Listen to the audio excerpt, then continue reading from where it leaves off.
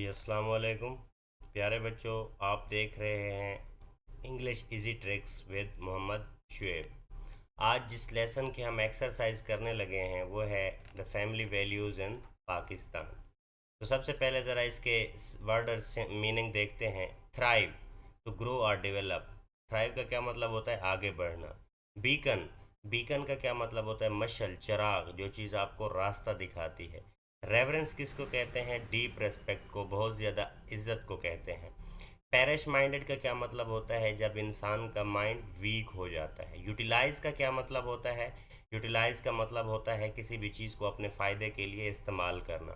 Authoritative का क्या मतलब होता है? कि जब आपके पास पावर होती है और आप कोई काम कर सकते हैं, to be powerful. Authentic. Significant का क्या मतलब होता है? इम्पॉर्टेंट। थ्राइव का क्या मतलब होता है? थ्राइव ऊपर भी दिया गया है, नीचे भी दोबारा दे दिए गए, तो सेम डेवलप या फ्लरिश, इसका भी वही मतलब है कि आगे बढ़ना।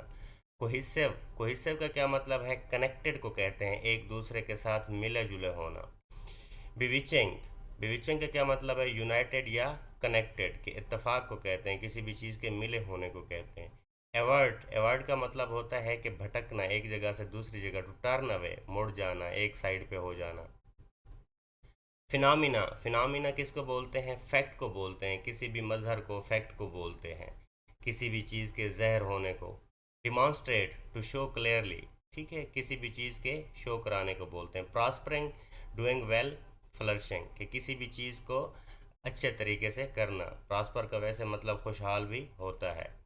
उसके बाद है हमारे पास क्वेश्चंस एक्सरसाइज के। Relationships, relationships which strengthen relationships of family, and family members love and respect each other without expectations। Pakistan का जो फैमिली सिस्टम है वो बग़ैर किसी एक्सपेक्टेशंस के एक दूसरे की हेल्प करते हैं। क्वेश्चन नंबर 2 है explain the way elderly family members are given respect by the others in family in Pakistani society।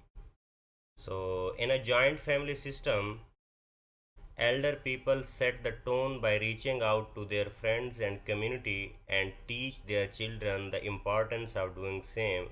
They make the decisions of family and no one raises question on them। अब अगर पाकिस्तान के family system को देखा जाए तो बुज़ुर्ग जो फैसला कर देते हैं तो वो पत्थर पे लकीर ही समझा जाता है, उसको कोई चैलेंज नहीं करता। जी क्वेश्चन नंबर 3 है the joint family system helps the children to grow positively. Give reasons. The children watch their parents taking care of grandparents and make well thought out decisions over the years. In a joint family, moral and emotional problems are lesser. They tend to go on to have strong, healthy families of their own, having learned example from their elders. This is how a joint family system helps children to grow positively।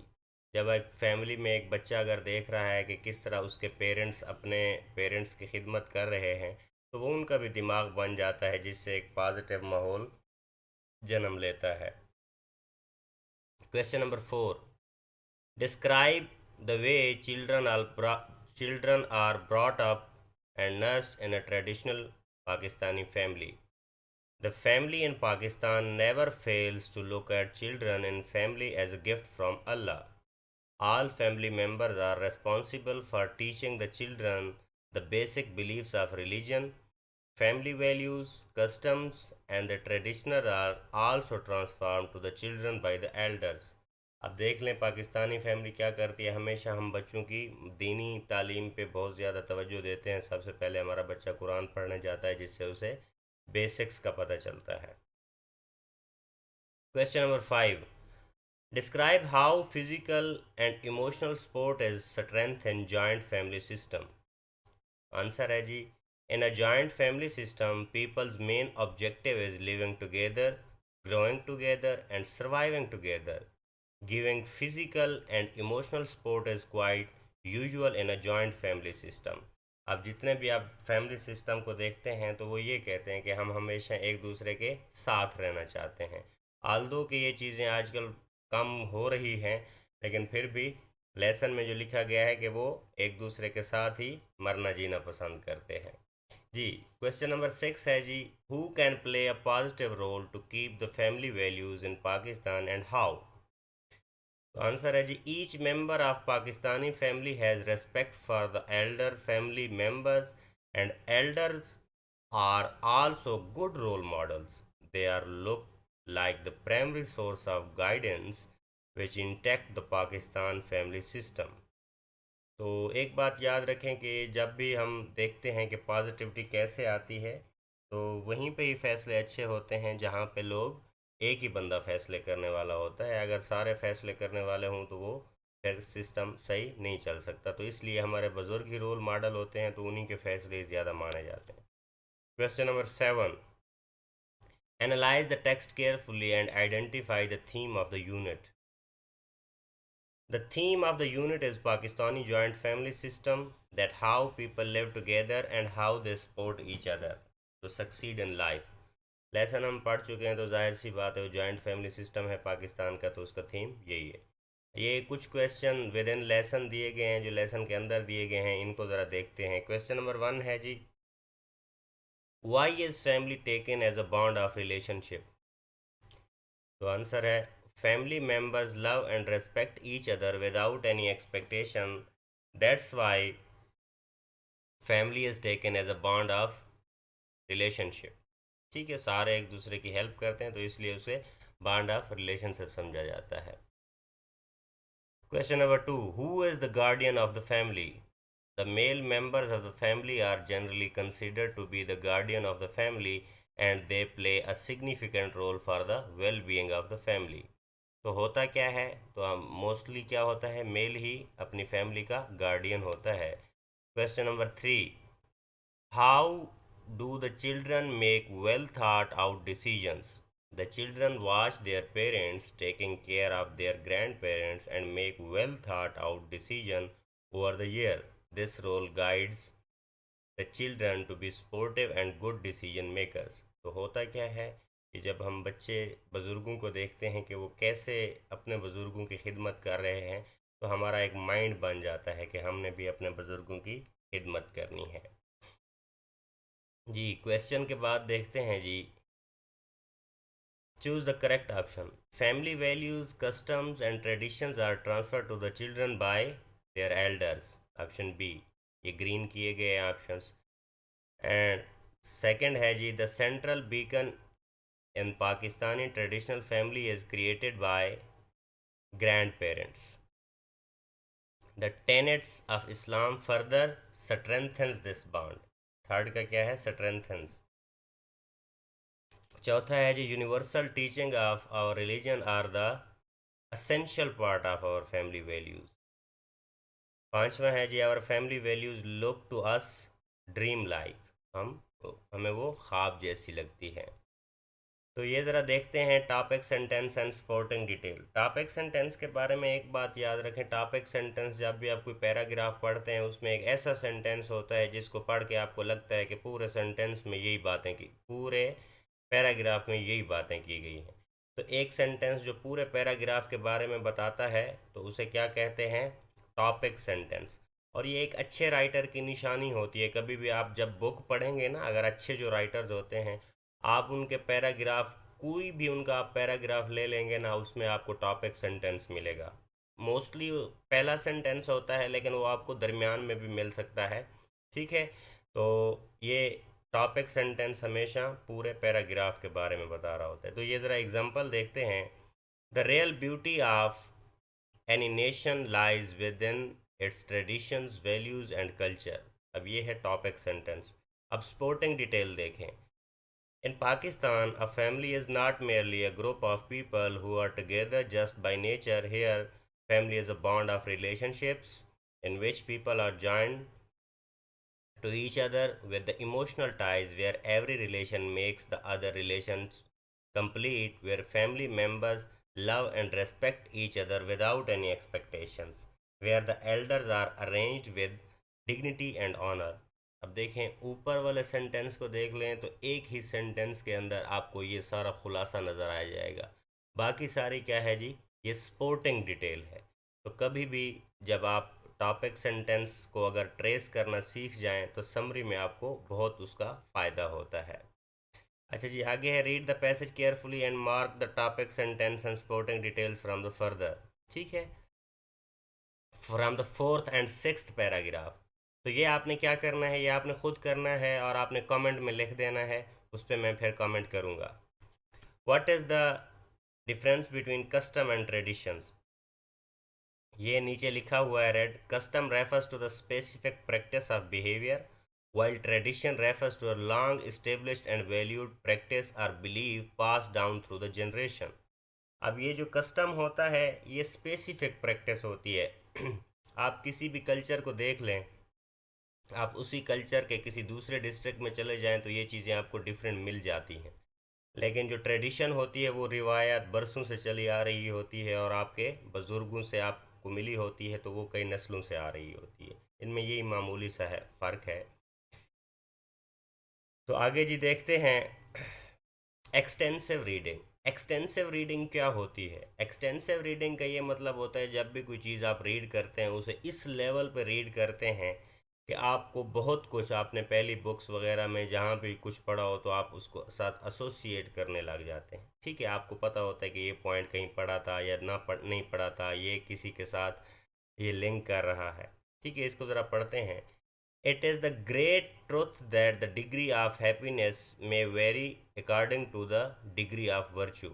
ठीक है, तो ये जाहिर सी बात है, आप देख लें दुनिया में जितना भी लोग मौजूद हैं वो हर बंदे की खुशी अपनी है, हर बंदे की खुशी का लेवल अपना है। And consequently the life which is most virtuous is most happy.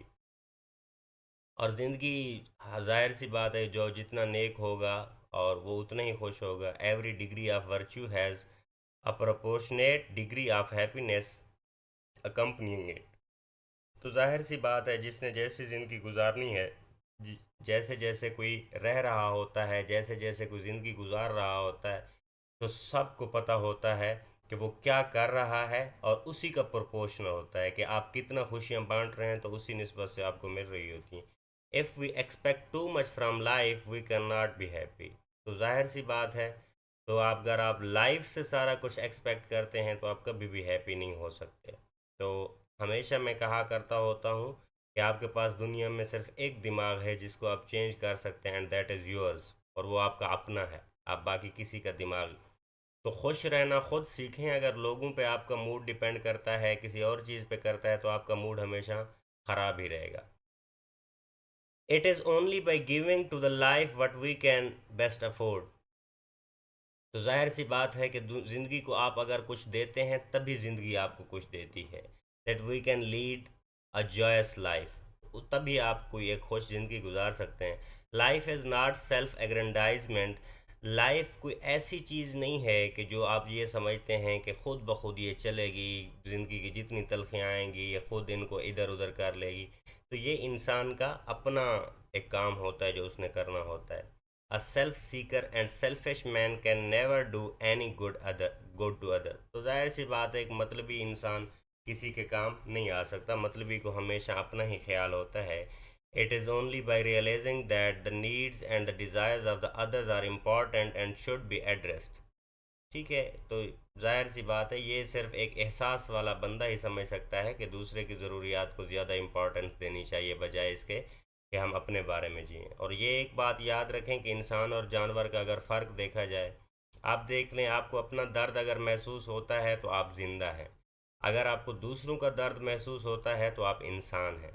अब देखा जाए तो एक बात याद रखें, जानवरों को भी अपना दर्द महसूस होता है। अल्लाह ने अशरफुल मखलूक़ात का लक़ब इंसान को इस वजह से दिया है कि हम दूसरे का दर्द भी बर्दाश्त करें। Let us share the sufferings of the other if we want to keep away from sorrows. तो होता क्या है कि अगर हम ये चाहते हैं कि हम खुश रहें, तो जाहिर सी बात है हमें उसके लिए दूसरों को खुशियाँ देनी पड़ेंगी ताकि हम भी खुश रह सकें। Quest of happiness is noble pursuit and it is worth striving no matter how far we succeed। अब देखें, खुश रहने की जो जुस्तजू है ना, यही बंदे को बहुत कुछ करती है, यही बंदे की कीमत बढ़ाती है, इसी से बंदे की वैल्यू बढ़ती है। ठीक है, no matter how far we succeed, इसका इस चीज़ से कोई मतलब नहीं है कि हम कितना कामयाबी हासिल करते हैं, लेकिन एक बात याद रखें कि उसके लिए आपको स्ट्रगल करनी पड़ती है। The question arises whether human failure to achieve perfect felicity does not have an injurious effect on the character. तो जाहिर सी बात है, तो ये एक बात याद रखें, जब तक आप फेल नहीं होते ना तो आप जीत का मज़ा कभी भी नहीं फील कर सकते। ठीक है, तो ये जो ह्यूमन फेलियर है ना, तो इसको भी सम टाइम एक्सपेक्ट करना चाहिए और इसको एक्सेप्ट करना चाहिए। ऐसा ना हो कि हमारी ज़िंदगी में कभी फेलियर हमारे सामने आ जाए तो बस हम लूज़ होकर बैठ जाते हैं, लोग डिप्रेशन में चले जाते हैं, सुसाइड की तरफ चले जाते हैं। ऐसा नहीं होना चाहिए। It is not so, but on the contrary, the difficulties and the suffering that we undergo in our lives are really blessing in disguise which help in developing our character. तो जाहिर सी बात है, एक बात याद रखें, सोने को जब आग में डाला जाता है तभी जाके वो कुंदन बनता है। Life does not gate easier, you just get stronger. अगर आप ज़िंदगी गुजारना चाहते हैं तो ऑफ कोर्स आपको फिर ups and downs are the part of life. Character, in fact, is the conquest of the lower self by upper self in us. तो कैरेक्टर क्या है? In fact the conquest of lower self by the upper self. तो character क्या होता है कि आप जो नीचे होते हैं, मतलब आप जब आपका कोई स्टेटस नहीं होता, कैरेक्टर उस वक्त होता है कि जब आप खुद को उस लेवल से आगे की तरफ ले आते हैं। तो one of the character building is done, success and happiness is easy in easy reach. जाहिर सी बात है, जब आप अपना एक कैरेक्टर बना लेते हैं, आपकी पर्सनैलिटी बन जाती है, तो खुशियाँ खुद ब खुद आपके इर्द गिर्द घूमती रहती हैं। We must keep in mind that happiness is the condition of the mind. जाहिर सी बात है, वो एक शेर भी है कि जैसा मूड हो वैसा मंज़र होता है, माहौल तो इंसान के अंदर होता है। आप अगर बाहर से ये एक्सपेक्ट कर रहे हैं तो आप बहुत कम ही खुश होंगे। It does not depend on something external, it springs from with in. जाहिर सी बात है, खुशी आपको बाहर से नहीं मिलती, ये आपके अंदर से ही फूटती है। Contentment is the first condition of the happiness. Contentment क्या होती है कि अल्लाह ने जो आपको दिया है उसी के साथ खुश रहना, यही आपकी सबसे बड़ी खुशी होती है। A happy and congenial life is the source of immeasurable joy and contentment. A hap तो जाहिर सी बात है, जब आप जिस चीज़ के साथ खुश हैं, जो अल्लाह ने आपको दिया हुआ है, तो आपकी खुशी जैसी किसी की खुशी नहीं होगी। वो लोग हमेशा परेशान रहते हैं जो ज़्यादा की फ़िक्र में रहते हैं। A happy okay in such a surrounding one can find love, trust, mutual respect from those around. तो जाहिर सी बात है, ऐसी सिचुएशन में फिर जो आपके कुर्ब जवार में लोग होते हैं वो भी आपको मोहब्बत और रेस्पेक्ट देते हैं। Family members share each other's triumphs and tribulations, creating the supportive environment where each person feels valued and understood. जाहिर सी बात है, जो जॉइंट फैमिली सिस्टम होता है, हम सारे एक दूसरे की दुख दर्द को महसूस करते हैं, तभी जाके हमारा ये फैमिली सिस्टम ऐसा बनता है। Communication flows openly, fostering a sense of unity and understanding. जाहिर सी बात है, हम जब भी बात करनी हो जॉइंट फैमिली सिस्टम में तो खुलम खुला बात की जाती है, ताकि उसके लिए कोई ना कोई हल निकाला जाए अगर कोई इशू है। In happy family, laughter and shared moments of joy are frequent occurrences, making every day celebration of togetherness. जाहिर सी बात है, अगर आप देख लें, अगर आप किसी गांव से ताल्लुक़ रखते हैं तो एक गांव में क्या होता है, एक बैठक होती है, या जिसे हुजरा कहते हैं, कुछ भी आप कह सकते हैं, गेस्ट रूम कह सकते हैं। तो वहाँ पे सारे कज़न डेली इकट्ठे होते हैं, शाम को बैठ के गप्पे लगाते हैं सारे दिन में क्या हुआ। तो वहाँ पे गैदरिंग्स बहुत ज़्यादा होती रहती हैं। This kind of harmonious atmosphere doesn't only add to the well-being of the individual family members but also strengthen the family resilience in the facing life's challenges। तो जाहिर सी बात है, जब आपके एक कज़न फैमिली ये वो सारे आपके साथ रहते हैं, तो ज़िंदगी में आपको कोई भी इशू आए तो वो सारे आपके साथ भी होते हैं। अब एक्सटेंसिव रीडिंग इसको देख लें कि हमने पहले जो लेसन पढ़ा है उसके मुताबिक इसने कोई आर्टिकल भी दे दिया है, ये भी फैमिली से रिलेटेड दे दिया है कि कैसे खुश रहा जा सकता है। ठीक है, इसे एक्सटेंसिव रीडिंग कहते हैं कि जब एज अ रेफरेंस आप बाकी चीज़ें भी उसके साथ ले आते हैं। आगे देखते हैं जी, आइडेंटिफाई द करेक्ट स्पेलिंग, ये हाईलाइट किए हुए हैं मैंने। ये परसू ऊपर वाला ठीक है, ट्रेडिशंस ऊपर वाला ठीक है, मैरिली ऊपर वाला ठीक है, खुशी से रहने को कहते हैं, सोशल ऊपर वाला ठीक है, बीकन भी ऊपर वाला ठीक है, ऑनर ये भी ऑनर के स्पेलिंग लिखे हुए हैं आपके सामने। एरोड, एरोड के मतलब भी प्रॉस्पर, ये ऊपर वाले स्पेलिंग है जो ग्रीन किए गए हैं। अब ज़रा सेंटेंस देखते हैं। A sentence is the set of words that is complete in itself. तो सेंटेंस क्या होता है? जो आपको कंप्लीट मीनिंग देता है, सेंस देता है। Typically containing a subject and predicate. Subject क्या होता है? जो काम करने वाला होता है, और सब्जेक्ट के अलावा बाकी सारे सेंटेंस को क्या कहा जाता है? Predicate. Conveying a statement, question, exclamation or command and consisting of a main clause and sometimes one or more subordinate clause। ठीक है। और आप जानते हैं कि सेंटेंस में एक क्लास मेन होता है और एक सबऑर्डिनेट होता है। अगर नहीं, ये नहीं पता तो ये फिर हम किसी और दिन करेंगे। उसके बाद हैं जी kinds of sentences. Sentences, declarative sentence. Declarative sentence declare से निकला है। डिक्लेयर का मतलब होता है अनाउंस करना। जब कोई आप जनरल स्टेटमेंट बोल देते हैं किसी को, उसे क्या कहते हैं? Declarative sentence. A declarative sentence is the most basic type of sentence. Its purpose is to relay information and punctuated and it is punctuated with a period। Period किसको कहते हैं? फुल स्टॉप को कहते हैं। तो अब देख लें, जब भी कोई आप सेंटेंस बोलते हैं, कोई जनरल स्टेटमेंट, तो उसे हमेशा काइंड ऑफ सेंटेंसेस में देखें। ये नीचे लिखी गई है। The boy walk to home. अब ये जनरल स्टेटमेंट है। आई लव हनी, कि मुझे शहद पसंद है। तो जनरल स्टेटमेंट, फॉर एग्जांपल आप कह सकते हैं he is my friend, he goes to school, he comes here. तो ये सारी जनरल स्टेटमेंट्स हैं। इंट्रोगेटिव सेंटेंस, इंट्रोगेटिव सेंटेंस क्या होता है? जिसमें आप क्वेश्चन पूछते हैं। सिंपल है ये, why does the sun shine. और जब अब डज़ द सन शाइन अगर आ जाए तो ये इंट्रोगेटिव होता है, लेकिन ये भी इंट्रोगेटिव ही है, लेकिन डब्ल्यू एच वर्ड जब ऐड हो जाए तो उसे डबल इंट्रोगेटिव कहते हैं। जब ये हो गया है ना कि why does the sun shine, तो ये डबल इंट्रोगेटिव कहलाता है। एक्सक्लेमेटरी सेंटेंस, एक्सक्लेमेटरी सेंटेंस किसको कहा जाता है?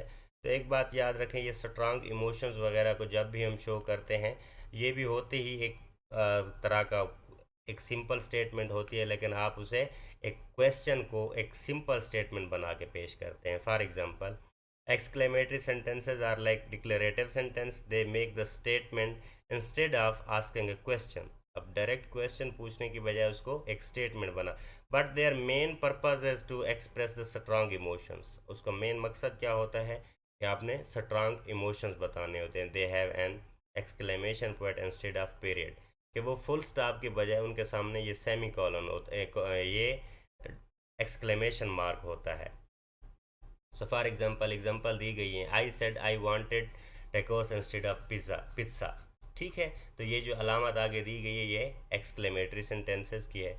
उसके बाद है जी इम्पेरेटिव सेंटेंसेस। इम्पेरेटिव सेंटेंसेस के बारे में याद रखें, या तो इसे कमांड सेंटेंस भी कहते हैं या फिर रिक्वेस्ट सेंटेंस भी। ठीक है। जब भी आप किसी को कोई ऑर्डर करते हैं या रिक्वेस्ट करते हैं तो वो इम्पेरेटिव सेंटेंसेस होते हैं। Imperative sentences do not simply state a fact but rather tell some one to do something। These can be in the form of friendly advice, basic instructions or more forceful commands। ठीक है। तो अब देखें, please shut the door to keep out the bugs. आप किसी को भी कहते हैं please help me, shut the door, open the window, ये सारे क्या हैं? इम्पेरेटिव सेंटेंसेस हैं। ऑप्टेटिव सेंटेंसेस, ऑप्टेटिव का मतलब क्या होता है? ऑप्टेटिव का मतलब होता है दुआ या जुमले। जब भी आप किसी को दुआ देते हैं या आपको कोई दुआ देता है तो वो ऑप्टेटिव सेंटेंस होता है। Optative sentences express a prayer with curse etc। For example, may Allah bless us all, may you become successful in life। ये सारे क्या हैं? Optative sentences हैं। उसके बाद देखते हैं जी, write two sentences of each type given in the information box। अब ये डिक्लेरेटिव सेंटेंस मैंने लिख दिए हैं, ये जनरल स्टेटमेंट्स हैं। Aslam is my friend and we go to park. उसके बाद इंट्रोगेटिव है, what is your age, why do you take so much tension. Exclamatory sentences को देखें, ये क्या होती हैं? एक क्वेश्चन की तरह के होते हैं और हम उनको स्टेटमेंट बना के लिख देते हैं। तो how brave he is, how hungry I am. उसके बाद इम्पेरेटिव सेंटेंस है। इम्पेरेटिव सेंटेंसेस मैंने आपको पहले बताया, कमांड सेंटेंसेस को कहते हैं। Leave me alone, turn off the light and go to the bed, ये सारे क्या हैं? आगे देखते हैं phrasal verbs. Phrasal verb, a verb combined with an adverb or preposition sometimes both to give a new meaning is called phrasal verb. Phrasal verb क्या होती है? जब आप वर्ब के साथ एक प्रीपोजिशन ऐड कर देते हैं उसका डिफरेंट मीनिंग के लिए, तो उसे क्या कहते हैं? Phrasal verb. तो please take off your shoes before entering the house. उसके बाद है the storm force us to call out our camping trip. I need to catch on my math homework before I can go out. उसके बाद है जी we need to come up with a plan to address this issue. उसके बाद देखें using the following phrasal verb in the sentence. Ask for, I will ask for help. Aim at, the hunter aimed at the bird. Back up, Imran always backs up his arguments. Believe in, Ahmed believes in regular exercise. Blow away, he was totally blown away when he saw his father. Blow up, we should be careful during the cooking as hot oil can blow up. ठीक है, तो blow up का क्या मतलब होता है कि उबर पड़ना। जैसे अगर हम कोई कुकिंग कर रहे हो तो जैसे घी उबल रहा होता है। अब ये पंक्चुएशन देखें, ये नीचे मैंने की हुई है। एट का ए बड़ा आएगा, at the same time, comma है the families in the Pakistan, क्योंकि पाकिस्तान एक प्रॉपर नाउन है तो पी कैपिटल आएगा। Pakistan never fail to look at the children in the family as gift from Allah. तो हमेशा क्या होता है कि वो फैमिलीज़ ख़ुद को औलाद को हमेशा एक गिफ्ट देखती हैं अल्लाह की तरफ से। So give antonyms of the following words. Joint का क्या मतलब है? डिस्कनेक्ट। कंप्लीट का क्या मतलब है? स्टार्ट। रेस्पेक्ट का क्या मतलब है? डिसरेस्पेक्ट या इंसल्ट। स्ट्रांग का क्या है? वीक। पॉजिटिव का क्या है? नेगेटिव। डीप का क्या है? शैलो। ये सारे क्या हैं जी? एंटोनिम्स हैं। उसके बाद देखें develop a mind map on the importance and role of elderly family members in a family. तो फैमिली मेम्बर्स को ये मैंने पॉइंट लिखे हुए हैं। Role of the elder family members in a family. Family unit वो मिल के बनाते हैं। विजडम सपोर्ट होती है उनकी तरफ से, उनके पास एक्सपीरियंस होता है। उसके बाद वेल बीइंग, वो ज़ाहिर सी बात है अपने माशरे अपनी सोसाइटी की वेल बीइंग अच्छाई के बारे में सोचते हैं। लिगेसी या हेरिटेज, और उसके बाद एक बहुत बड़ी हमारे पास वो तजर्बे छोड़ के जाते हैं, लिगेसी सेट हो जाती है। म्यूचुअल रेस्पेक्ट, वही बुज़ुर्ग हमें बताते हैं कि कैसे हमने सबकी रेस्पेक्ट करनी है। केयर असिस्टेंस, ज़ाहिर सी बात है ताल्लुक़ तभी होते हैं जब आप किसी की हेल्प करते हैं, अगर आप हेल्प नहीं करते तो फिर कोई ताल्लुक़ नहीं है। Write the paragraph about the Pakistani wedding ceremony giving full information, observation and preparation. जी, तो ये हमारे इस चैप्टर की एक्सरसाइज ख़त्म होती है। Thank you so much.